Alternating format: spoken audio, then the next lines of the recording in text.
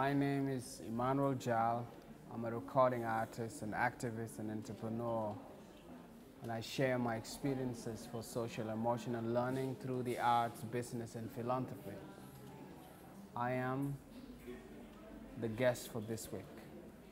Well, my life began in a different way. I was born in difficult times.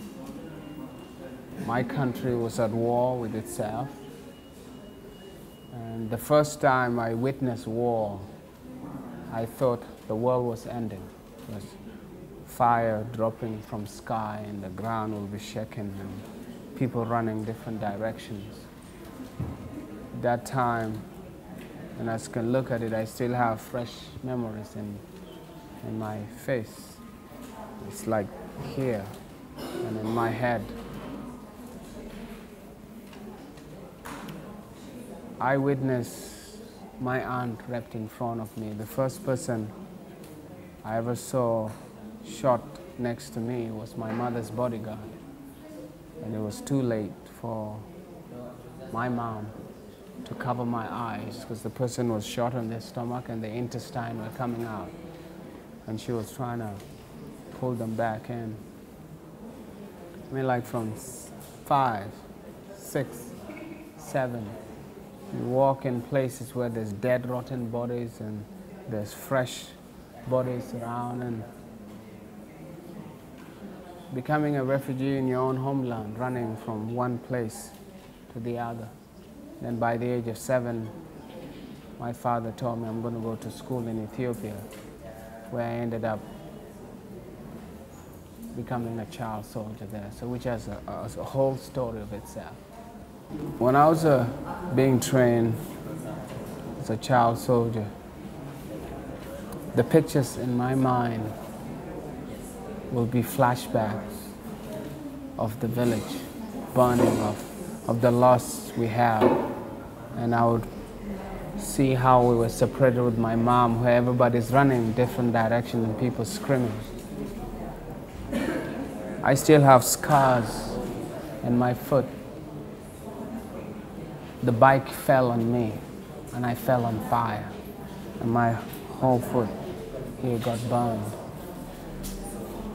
In the training center it was difficult, but for me to finish the training I had a certain feeling inside me that I could call bitterness or anger, and to me it made me hate a specific type of people, and my desire at that time was to become a killer and kill as many Muslims and Arabs as possible. That's what I thought. But you know what, when I came to Kenya, I was exposed to different culture, different knowledge, and I was able to learn how to forgive, and then I was able to think differently. Because when you're bitter, your mind is consumed. You become a slave to the person who hurt you because you're constantly thinking of how to get them. Maybe they're stronger than you. And that's how you get stuck then. When you're bitter, you get stuck in that emotions. You will not heal quickly from your traumatic experience. So the transformation, I think what helped me change quickly to this new way was, as a little young man, as a kid growing up, I always want to be a part of solution.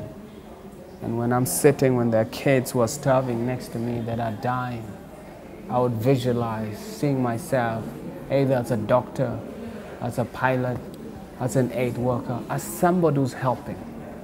And by that time, I would smile, I'll get a different feeling.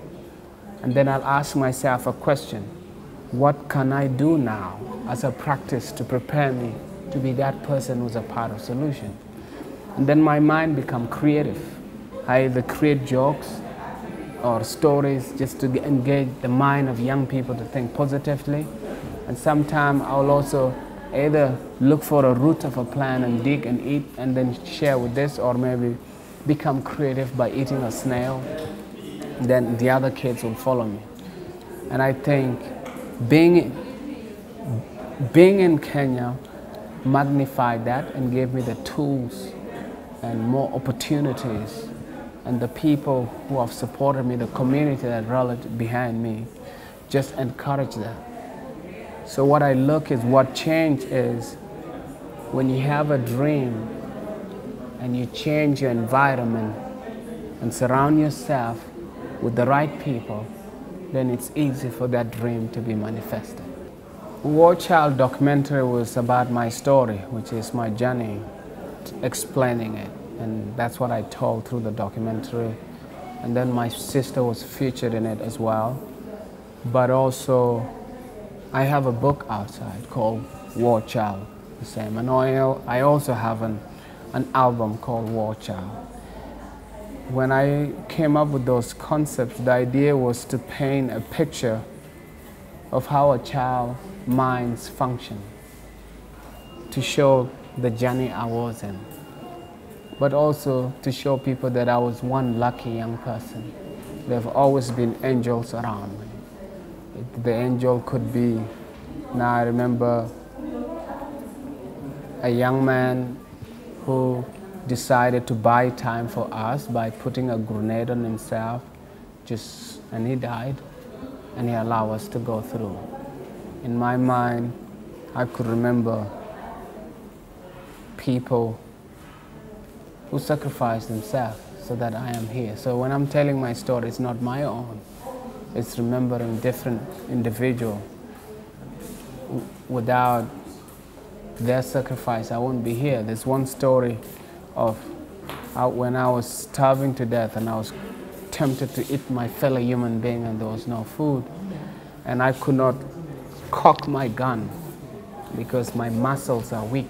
And there was a bird on top of a tree that was so close to me. And a young man called Schwal that I thought had died. He was a child soldier. And he woke up.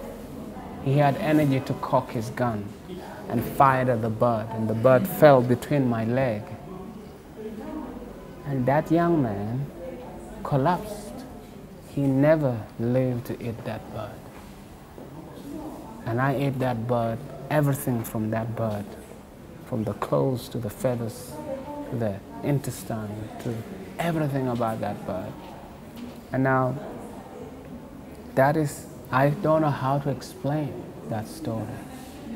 And so, and that allowed me to continue to share my experiences for social emotional learning.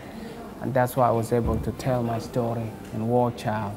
Well, I normally look at myself as an accidental artist, an artist that did not plan to be artist. So it all began here. As I wanted to be a part of a solution, I had these young people that were looking for opportunities and they had stories to tell, and I said, how am I going to represent them?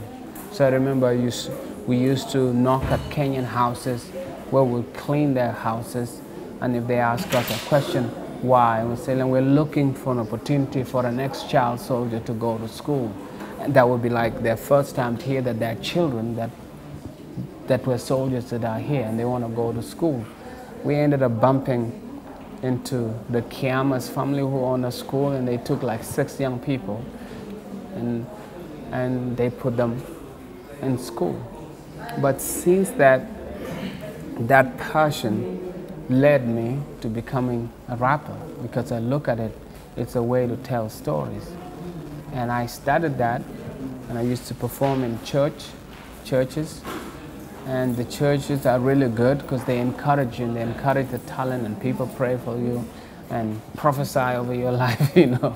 And so, and I just did that strategically to be able to give me a bigger platform that I can tell the stories.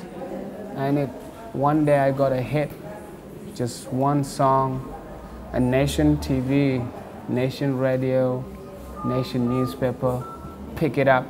New York Times picked up that story, and I was invited for Live Aid. I ended up finding a record deal, and it just started like that. It seemed when that happened, when I performed internationally once, and then the whole momentum just began. the journey of a human being, you cannot judge it by that one incident. As long as the person is alive, you cannot judge it. You can predict based on the choices they take every day, but you never know how they're going to change along the way. Cows was the only way we could connect to Americans because everything was so wrong. You know, for Lost Boys, some people have never seen a flushing toilet.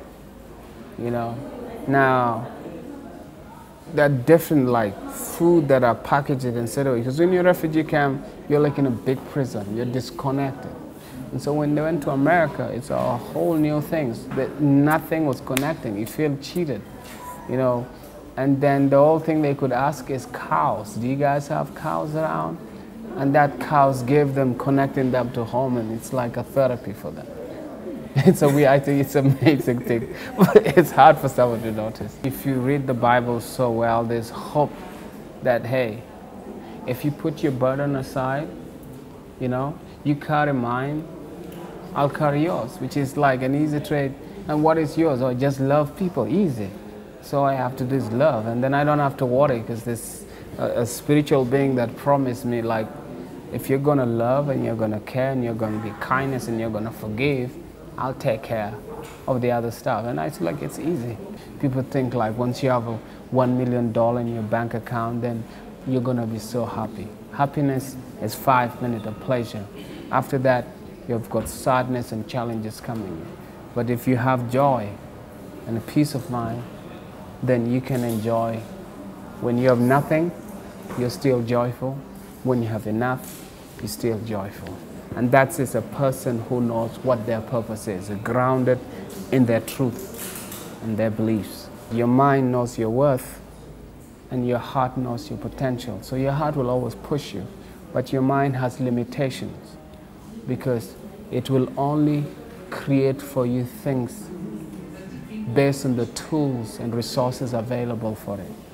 So if you want to create more, be curious, be ambitious, open your ears, learn, read, train, always prepare, and then act with a burning desire. I dedicate this song to the common people, caught in the middle of this common evil. I wish the world was a little bit fatter. Time to start looking at the man in the mirror. Fear is the devil policeman. Fear may go genocide with it so he can build a war of genocide. Havoc was weekend. Silent of the lamb because nobody was speaking. That's why I am. Peace.